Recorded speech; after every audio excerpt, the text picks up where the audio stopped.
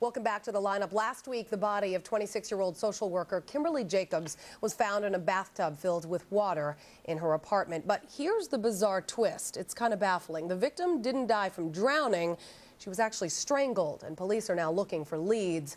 Well, the lineup sent former D.C. homicide detective Rod Wheeler down to College Park, Georgia, the scene of the crime, to investigate. This is the actual apartment where Kimberly Jacobs was murdered. As you can see, one of the neighbors has already left some roses here for her family. Now, it's very easy, just from looking at this little vestibule area here, for somebody to hide out in. It's probably very dark at night. There's very little lighting outside.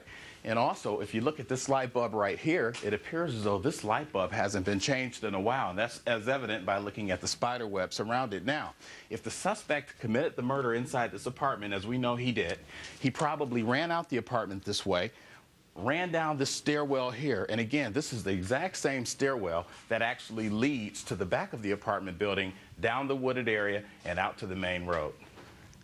Kimberly has a peephole on her door. Now, the police has already informed us that it doesn't appear as though physical force was used to gain entry into the apartment. As you can see, the door looks like it's still intact. The locks look like they're still intact. If somebody knocked on her door that she did not recognize, she probably would have been able to see that person through this peephole. The interesting thing is, it appears as though she did open the door, unless the door was unlocked. If you notice this shrubbery right here, this is an excellent area for somebody to hide in. So someone could easily be hiding behind here, and then when Kim came to open her door perhaps that morning, they could have easily rushed her, pushed her back into the apartment, and maybe that's the reason why there's no signs of forced entry on the door.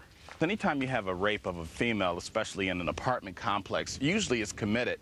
Statistically, we see those types of crimes committed by people who actually live in the area or by people who operate on foot. Rarely do we see people drive to a location, commit a rape, and then drive away. So, having said that, specifically what I think is that the suspect is probably very familiar with this area here. He's probably very familiar with the layout, the landscaping, all the hideaway places. As you can see, there's a lot of ways in which a person could easily come up and down this hill, enter into the back of this apartment complex, commit the crime, come back down this hill, and make a clean getaway by running and getting right into the area of traffic just along that roadway there.